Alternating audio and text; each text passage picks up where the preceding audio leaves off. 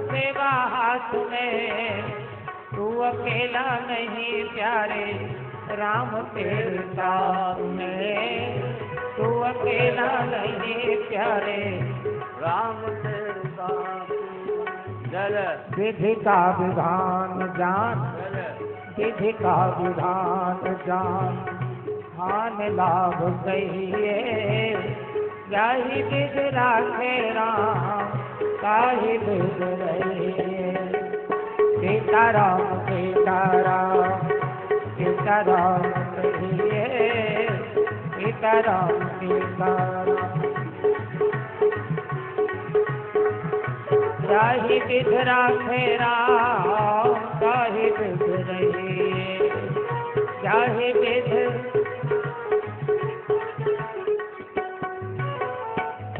किया अभिमान तो फिर मान नहीं पाएगा, किया अभिमान किया अभिमान तो फिर मान नहीं पाएगा।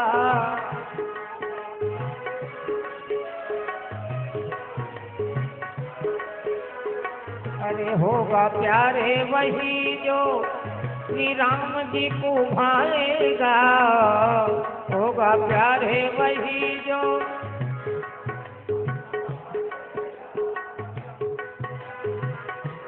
अंग संग राम रंग, अंग अंग रंगिए। आम रत छोड़ प्यारे राम रत पकिए, जाहि विधि राखे राम, ताहि विधि रहिए। सीताराम सीताराम सीताराम कहिए, सीताराम सीताराम। जाहि विधि राखे राम, ताहि विधि रहिए। क्या हो नाता एक राम जी से, दूजा नाता तोड़ दे। नाता एक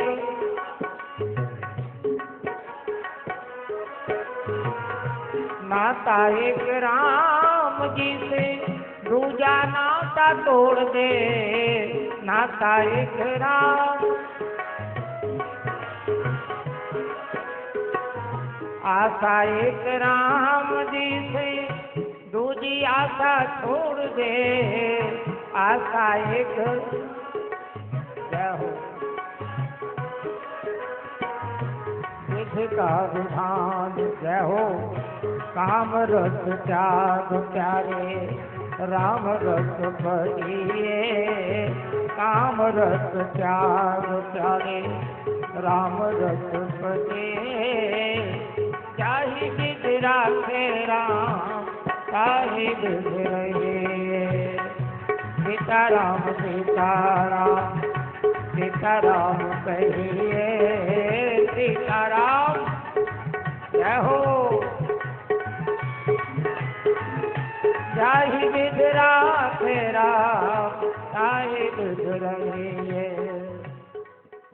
पिंगला वैश्या को बोध हुआ हृदय में जो परमात्मा है उसको तो मैंने छोड़ दिया, वही तो मेरा नित्य रमण है, नित्य रतिप्रद है और नित्य वित्तप्रद है।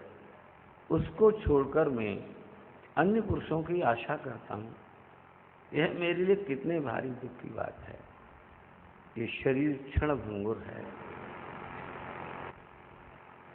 श्री दत्तात्रेय जी महाराज कहते हैं कि मैंने उस पिंगला वैश्या से भी ज्ञान प्राप्त किया कि निरंतर आशा में मनुष्य घिरा रहता है। नैराश्यम परम सुखम। उसके बाद कहते हैं कि मैंने कुरर पक्षी से भी सीखा। कुरर पक्षी एक होता है चील, जिसे आप लोग बोलते हैं, अथवा कोई पक्षी।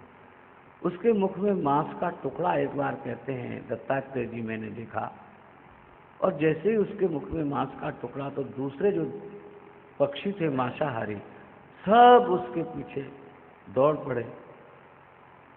और जैसे ही उसने मांस को छोड़ दिया, वैसे ही वो मांस के टुकड़े की तरफ से उसको छोड़ दिया, वो बचकर निकल गया। तो ऐसे ही शिष्य दत्तात्रेय जी कहते हैं कि महाराज मैंने ऐसे इससे कुरर पक्षी से सीखा कि इस प्रकार का कोई संग्रह, कोई आसक्ति मैंने नहीं करनी।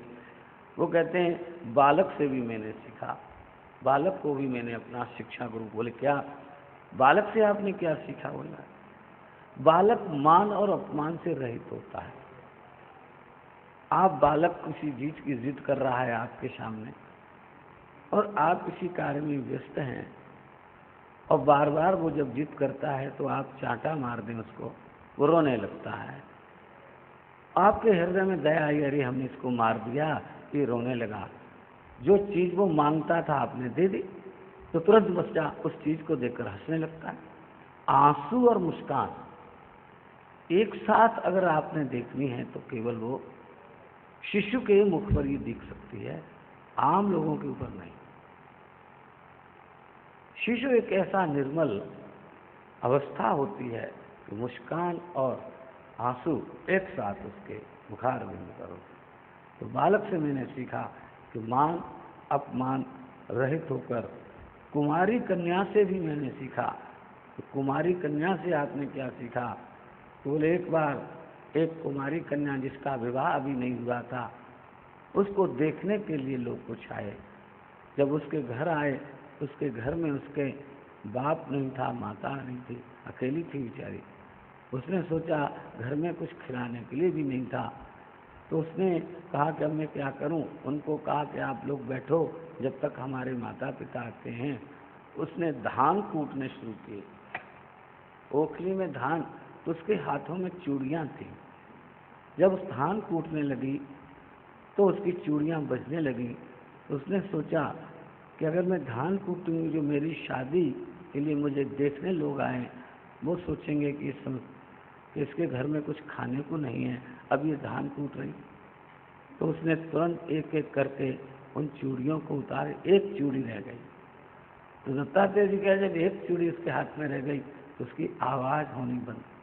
तो मैंने सीखा एक निरंजन दो सुखी, तीन में खटपट चार दुखी, इसलिए एक निरंजन। ये साधुओं की कहावत है। साधु सोचते हैं एक निरंजन, मस्त रहो, अकेला रहो, कहीं भी घूमो। तो दत्तात्रेय जी कह रहे हैं मैं इसलिए अकेला घूमता हूँ और मस्त में रहता हूँ, खुश रहता हूँ। एक तो मैंने कुंवारी कन्या से सीखा कि नहीं, अकेला रहना ठीक। तो साधु लोग भी, ये साधुओं की कहावत है एक निरंजन दो सुखी, तीन में खटपट चार दुखी। हमारे आश्रम से भी कई कई साधु इकट्ठे इकट्ठे घूमने जाते हैं, पर बाद में पता लगता है कि सब अलग अलग हो गए रास्ते में जाकर। कोई कहीं अलग हो गया, कोई कल बोले वहाँ उससे ये झगड़ा हो गया, वहाँ उससे ये झगड़ा हो गया, बाद में सब अकेले रह जाते हैं। तो ये कहावत सत्य है, साधुओं के लिए तो एक निरंजन, अकेला अलग निरंजन के कहीं भी घूमो। तो श्री दत्तात्रेय जी कहते हैं कि महाराज मैंने कुंवारी कन्या से भी ये सीखा, बाण बनाने वाले से सीखा कि अगर आपका ध्यान भगवान में लगाने आता है तो बाण बनाने वाला, एक राजा की सवारी गुजर रही थी और बाण बनाने वाला अपना बाण बना रहा था, लेकिन उसे यही पता नहीं लगा कि राजा की सवारी कब गुजर गई। लोगों ने पूछा अभी तो राजा की सवारी, बोले मुझे नहीं मालूम। बोले तुम क्या? बोले मैं तो अपना बाण बना रहा था। दत्ता जी कहते हैं कि ध्यान इतना आपका परिपक्व होना चाहिए कि कोई भी आपकी तरफ से गुजर जाए क्या हो, इसका तात्पर्य है कि ध्यान हमारा परिपक्व, आपकी शरीर की विस्मृति आपको हो जाए, इसको कहते हैं ध्यान। ध्यान करते समय और बाण बनाने वाले को राजा की सवारी के साथ कितना शोर शराबा का हो रहा, एक पता ही नहीं राजा की। सांप सर्प से भी मैंने सीखा कि बोले सर्प कभी अपना बिल नहीं बनाता, दूसरों के बिल में घुसकर अपना गुजारा कर लेता है। दत्तात्रेय ने बोला मैं भी कहीं आश्रम नहीं बनाऊंगा, जो आश्रम बने हुए हैं उनमें रह लिया करूंगा और झंझट से बचा रहूंगा। तो बोले सांप से मैंने ये सीखा। मकड़ी से भी सीखा, मकड़ी स्वयं ही अपना जाला बनाती है और उसमें निवास करती है। जब उसमें मक्खी मच्छर फंस जाते हैं उनको खा लेती है, बाद में उनको निगल जाती है। बोले वैसे ही ये परमात्मा इस सृष्टि का सृजन करता है, फिर उसका पालन करता है, बाद में वही संहार कर देता है। बोले वैसे ही ईश्वर और मकड़ी परमात्मा का ऐसा स्वरूप हृदय में रखना चाहिए। उसके बाद में भृंगी कीट से भी मैंने सीखा।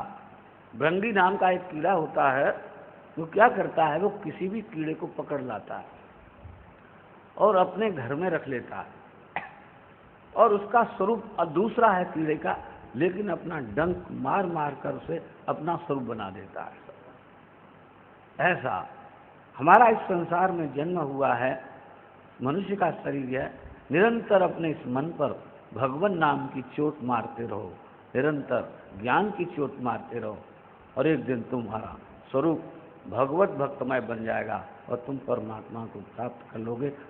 तो दत्तात्रेय जी कहते कि मैं निरंतर अपने परमात्मा के नाम में इस तरीके से रमण। तो ये ज्ञान भगवान कृष्ण ने उद्धव को दत्तात्रेय जी का उदाहरण देकर के दिया कि हे श्री उद्धव महाराज, इस ज्ञान को तुम आत्मसात करके और तुम बद्री नारायण में जा कर के भजन करो, और मैं अपनी लीला का धीरे धीरे स्मरण करूँगा। जो कुछ थोड़े से कार्य जीवन में रह गए हैं, मैं उन्हें अवश्य और पूरा करना चाहता हूँ। इसके बाद हंसा अवतार, हंस भगवान ने हंसा अवतार लेकर के भी उद्धव को ये ज्ञान दिया कि मन को विषयों से कैसे अलग करें। ये प्रश्न था। उन्होंने कहा कि सब साधनों से श्रेष्ठ भक्ति है। भगति तात अनुपम सुख मूला, मिले जो संत होए अनुकूला। भक्ति जो है वो सबसे श्रेष्ठ है। भक्ति में न तो ये जरूरी है कि आप पढ़े लिखे हों, लेकिन इसका मतलब ये नहीं कि हम पढ़े लिखे नहीं, शिक्षित न हो। कहने का तात्पर्य इसका ये है कि आप में किस जाति के हैं, किस वर्ण के हैं, आप निर्धन हैं कि धनी हैं, आप सुंदर हैं अथवा असुंदर हैं, आप पढ़े हैं अथवा अनपढ़ हैं, इसमें इसका कोई विचार भक्ति में नहीं होता है। और भक्ति सहज है और सरल है। ज्ञान में परमात्मा को खोजना पड़ता है, भक्ति में भगवान ही आपको खोज लेता है। आप जहाँ हैं वहीं आपसे ईश्वर आकर मिल जाता है। इसलिए कहते हैं कि मन के विषयों को अलग करने के लिए सबसे श्रेष्ठ है भगवान की भक्ति। आप अपने घर में शिव विग्रह ला करके रख लेते हैं, और जितनी देर आप शिव विग्रह की सेवा में नहाते हैं, धुलाते हैं, ये सब करते हैं, उनके लिए भोजन अंग राग ये सब बनाते हैं, तो आपका मन भगवान में लगा रहता है। उसमें कोई त्रुटि रह जाती है जब आप एकांत में बैठते हैं, कहा हमने आज अपने ठाकुर के लिए नहीं किया, अपने ठाकुर का ये रह गया, हमारे ठाकुर का ये, तो आपका निरंतर ध्यान परमात्मा में रहता है, ईश्वर में रहता है। इसलिए भगवान की जो भक्ति है उसको होता है सब विषयों से अगर आपको मुक्त होना है तो भगवान की भक्ति ही श्रेष्ठ है। भगवान का ध्यान कैसे करें? अपने शरीर को आप नहीं मान लेना चाहिए। आप कैसे ध्यान करें? आप देखो, भगवान का ध्यान करने का बहुत सुंदर तरीका बताया गया है कि हम सगुण साधना भगवान की करते हैं। आप अपने मन में कोई भी चित्र परमात्मा का जो आपको प्रिय है, लेकिन मैं एक बात बताता हूँ, आप जो कल्पना का बहुत प्रिय बन सकता है। आप किसी के सुंदर कान चुरा लिए, सुंदर आंखें चुरा लीजिए और एक चित्र में लगा लीजिए जो आपको सबसे सुंदर लगती हैं कि ये हमारे भगवान की ये सबसे सुंदर है।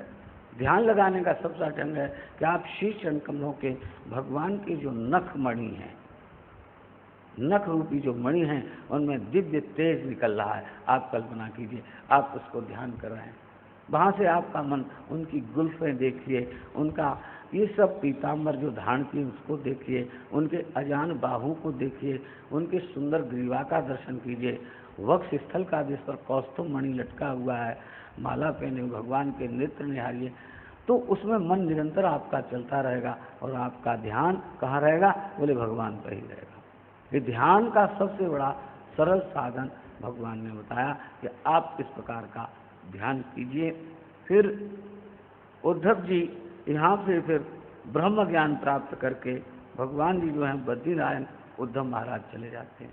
उसके बाद में प्रभास क्षेत्र में क्या हुआ कि फिर धीरे धीरे सारे यदुवंशी प्रभास क्षेत्र में जाकर बोले, वहाँ जाकर जाने लगे भगवत प्रेरणा से, और आपस में वहाँ उन्होंने दारुण शराब पी, सबने मदिरा का पान किया, और मदिरा पीने के बाद कहते हैं भगवान कृष्ण और बलराम भी वहाँ बाद में पहुँचे थे।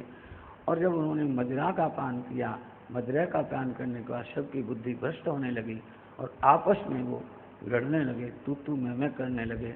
जब तक उनके अस्त्र शस्त्र से उनसे लड़े, जब अस्त्र शस्त्र उनके इधर से उधर हो गए तो उन्होंने जो सेवार घास, जो पिंड को उन्होंने घिसकर सागर में डाल दिया था, उससे वो उखाड़ के जब वो उखाड़े तो वो तलवार बन जाती थी और उससे एक दूसरे को वो मारने लगे। धीरे धीरे वो सब इस प्रकार से एक दूसरे से लड़कर खत्म होने लगे। भगवान कृष्ण और बलराम ने भी जब उन्हें बचाने की कोशिश की तो कहते हैं उन पर भी उन्होंने आक्रमण करना प्रारंभ किया। तो श्री शेष भगवान बलराम जी ने तो वहीं अपना ध्यानस्थ होकर के समाधि ली, अपने शेष रूप में जाकर के लीन हो गए इस प्रकार से।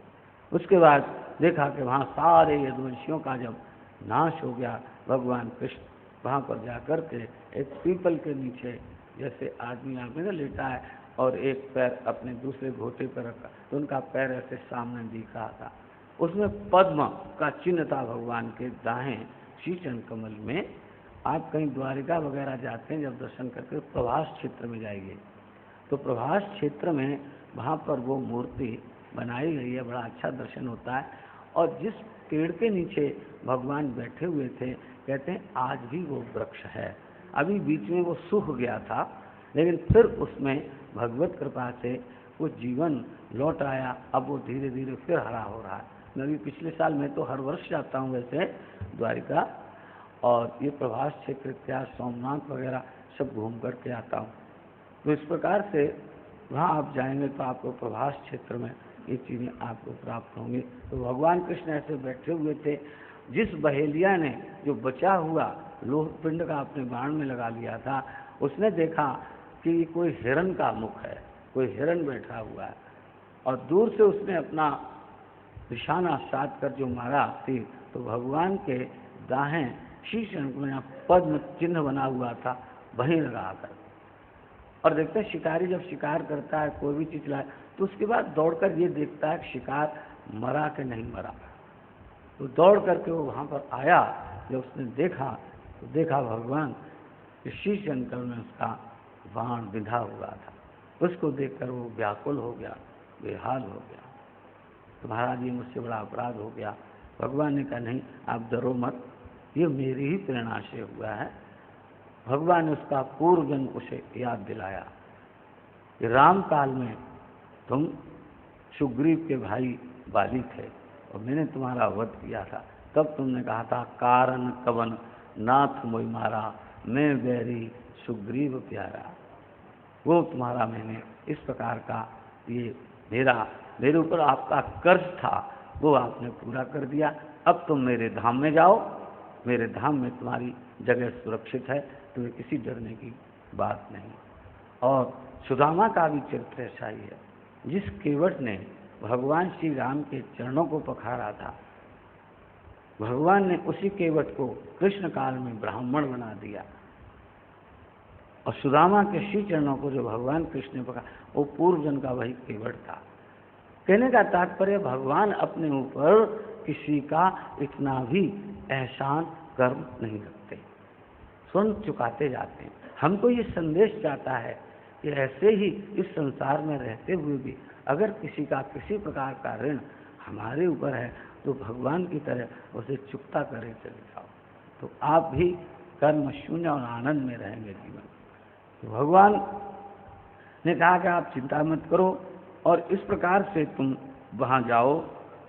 और उसके बाद में भगवान ने कहा था कि अब ये 7वें दिन ये जो द्वारिका है डूब जाएगी, समुद्र का पानी इसे इस प्रकार से डुबा देगा। वहाँ से अर्जुन इत्यादि को भी भगवान ने कहा कि तुम जितने भी यहाँ पर मेरी ये वंशज स्त्रियाँ हैं, इनको लेकर तुम हस्तिनापुर चले जाओ। तो वहाँ से उनको लेकर हस्तिनापुर के लिए जब अर्जुन जाने लगे तो उनको कहते हैं, अर्जुन का भी भगवान ने घमंड चूर करने के लिए वहाँ जितने भी जंगल में रहने वाले भील जाति के लोग थे, और भील जाति के लोगों ने लक्ष्मण उनको घेर लिया अर्जुन महाराज को घेर करके भी उन पर, तो कहते हैं कि जिस गांडीव की टंकार सुन करके कौरवों की सेना से दिल दहल जाया करते थे, और वहाँ पर अर्जुन का वो गांडीव भी काम नहीं आया, और भीलों ने वो उनको सबको लूट लिया, और अर्जुन निराश होकर के वहाँ, तब उन्हें बोध हुआ कि ये अगर गांडीव में ताकत थी तो कृष्ण की थी। कृष्ण के अस्तित्व के बिना इस संसार में जीव का कुछ भी नहीं, कृष्ण ही अस्तित्व है, और ये सत्य भी है। हमारे हृदय में जो बैठा हुआ आत्मा चेतन तत्व है वो कृष्ण ही तो है, राम ही तो है, शिव ही तो है। और जैसे इस शरीर से वो जाता है, ये शरीर आपका शव हो जाता, कोई अस्तित्व है? जीते जी भी भगवान के अतिरिक्त हमारा और कोई अस्तित्व नहीं है संसार। जितने भी लोग हैं हमारे और आप जैसे ही तो हैं, वो उनका भी वही परिणाम है जो हमारे शरीर का है, उनका भी वही। सुखदेव भगवान कहते हैं कि राजन, इस प्रकार भगवान ने स्वधाम गमन की पूरी तैयारी की, और वहाँ पर भगवान से उसको बहेलिया को कहा कि तुम जाओ, तुम मेरे धाम में जा कर के चले जाओ। उसका भी भगवान ने उसका वो किया। उसके बाद भगवान स्वधाम गमन करने की करते हैं, और एक वहीं पर आसन लगाकर भगवान बैठ गए ध्यानस्थ होकर के। ऐसा बोलते हैं लोग कि भगवान ने और लोगों की तरह शरीर नहीं त्यागा, जैसे बलराम जी ने त्यागा। कहते भगवान स्वयं सदेह जैसे थे वैसे ही इस स्वधाम गमन कर गए, देखते देखते लोगों के लिए। बोलिए भगवान कृष्ण की जय। उसके बाद में सुखदेव भगवान ने आगे चल कर के कलयुग के गुण दोषों का वर्णन किया, कल्प आदि सृष्टि का वर्णन किया। ध्यानावस्थ जब ये सब किया तब